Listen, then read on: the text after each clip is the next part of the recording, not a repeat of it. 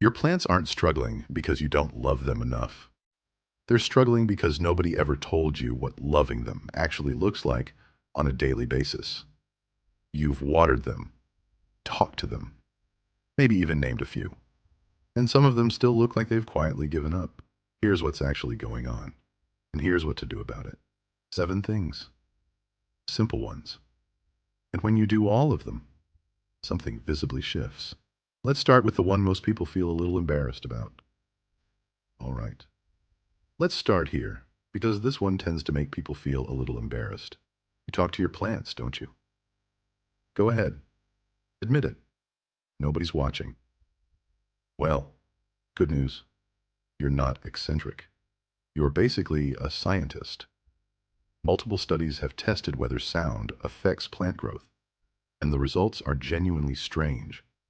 Plants exposed to sound, including human voices, show measurably faster growth than plants kept in silence.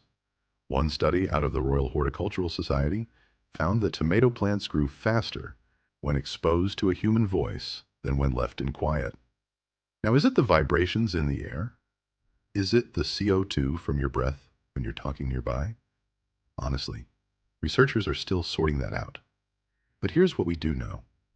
When you talk to your plant, you almost always do something else. You look at it. You move closer. You notice things. A drooping stem. A new leaf. A strange spot you hadn't seen before. That attention? That's the real magic. Talking to your plant doesn't just help the plant. It makes you a better observer. And observation is the most underrated skill in plant care.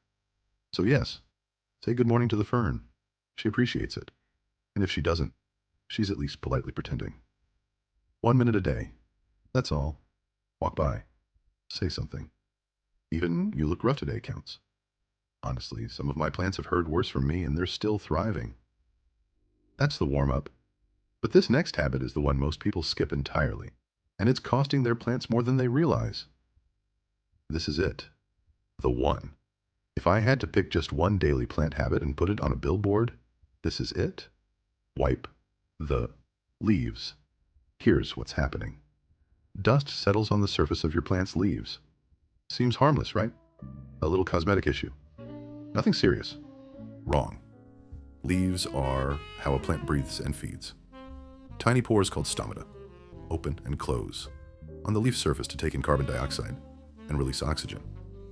But more importantly, leaves absorb light, and light is food.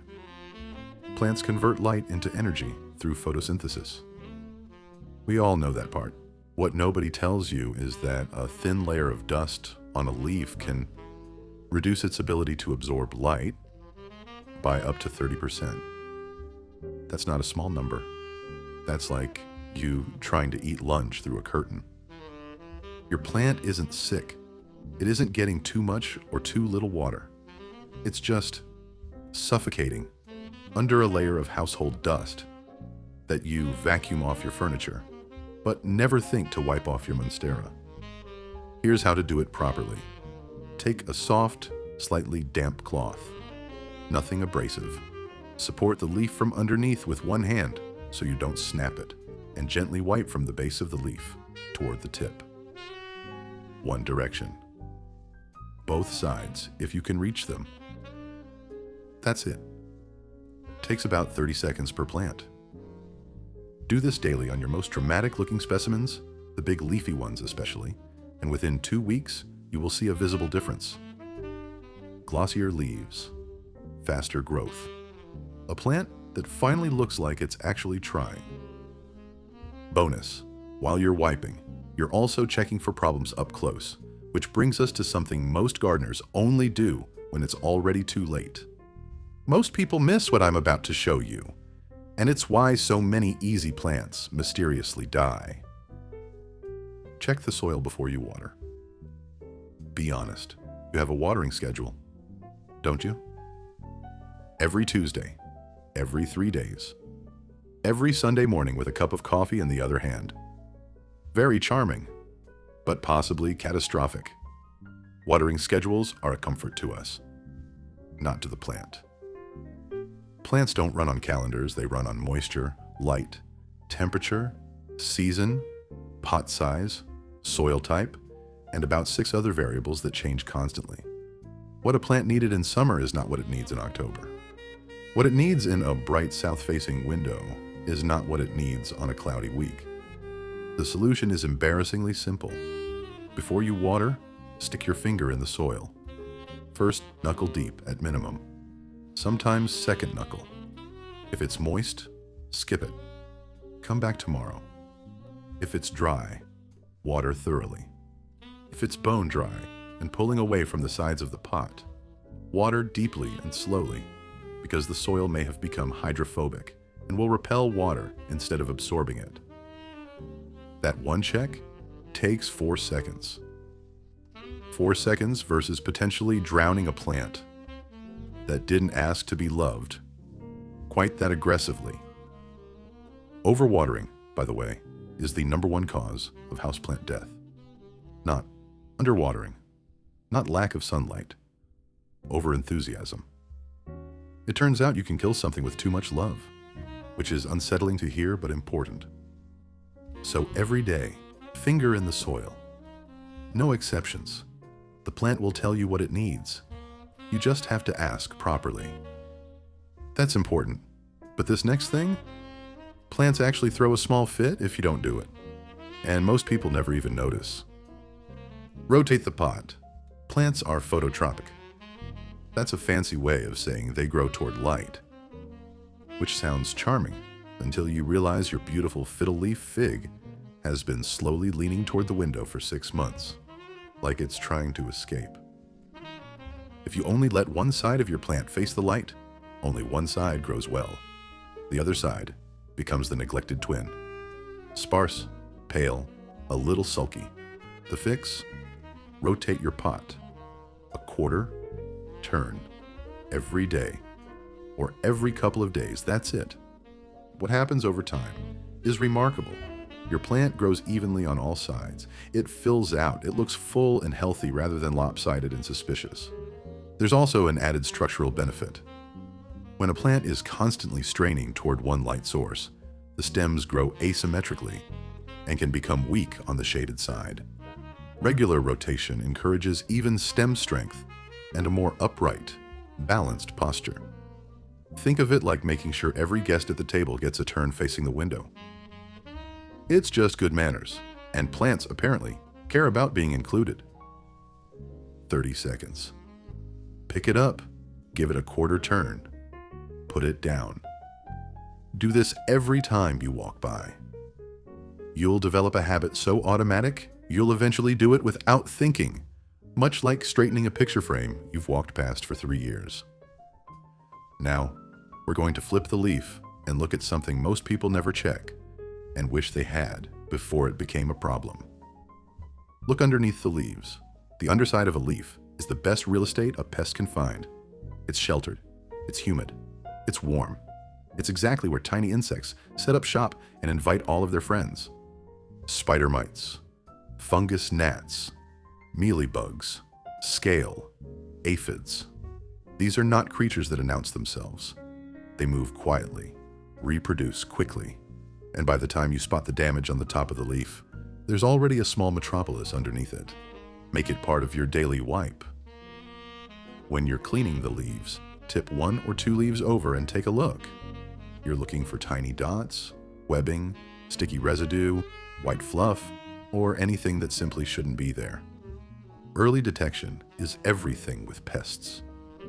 Caught in the first stages, most infestations can be handled with a damp cloth wipe down and perhaps a mild neem oil spray. Left alone for 3 weeks, you're dealing with a problem that may spread to every plant in the room. One quick look, 30 seconds, underneath the leaf. This is also, incidentally, how you spot early signs of fungal issues and rot before they become irreversible. The back of the leaf is where the plant whispers its problems. Pay attention, and it will never have to shout. You've been looking at the leaves. Now we're going to listen to what they're actually saying. Deadhead and remove yellowing leaves. A yellow leaf is not a decorative choice. It's the plant's way of saying, Something is off, and I have stopped investing energy here.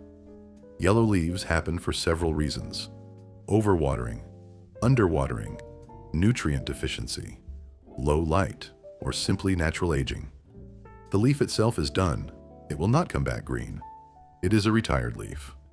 And here's the thing. A plant spends energy trying to maintain every leaf it has.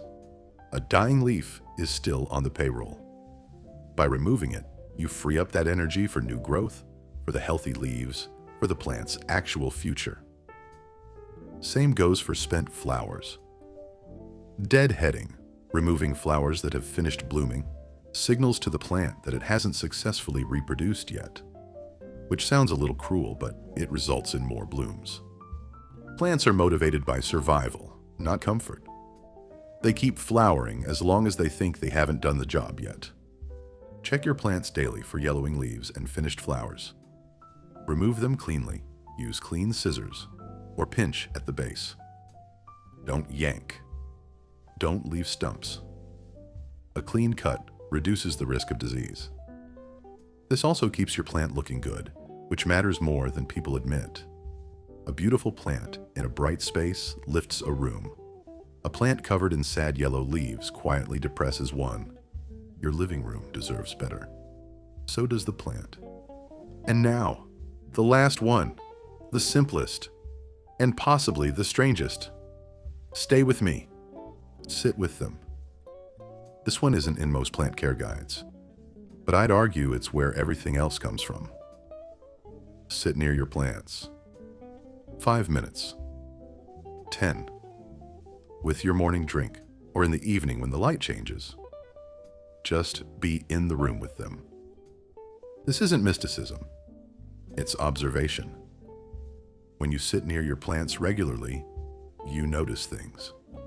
You see a new growth tip pushing through a fold in the stem. You notice one plant is always wilting slightly in the afternoon. You notice the light hits differently in winter than it did in summer. You also breathe, and when you exhale, you release carbon dioxide. Plants absorb carbon dioxide. A room full of people who spend time near their plants is a room where the CO2 levels around those plants are slightly elevated in the most useful way. Small effect? Yes, but not zero. There's also something that researchers in environmental psychology call biophilic bonding, the measurable reduction in stress that occurs when humans spend time in proximity to living plants. Not just looking at them, being near them.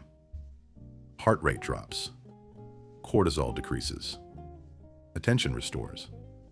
So when you sit with your plants, they may not be getting much out of it, or maybe they are, in ways we don't fully understand yet.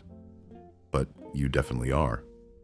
And that relationship, that daily ritual of presence, is what turns plant ownership into plant companionship. Which, if you think about it, is why you started growing them in the first place. 7 things.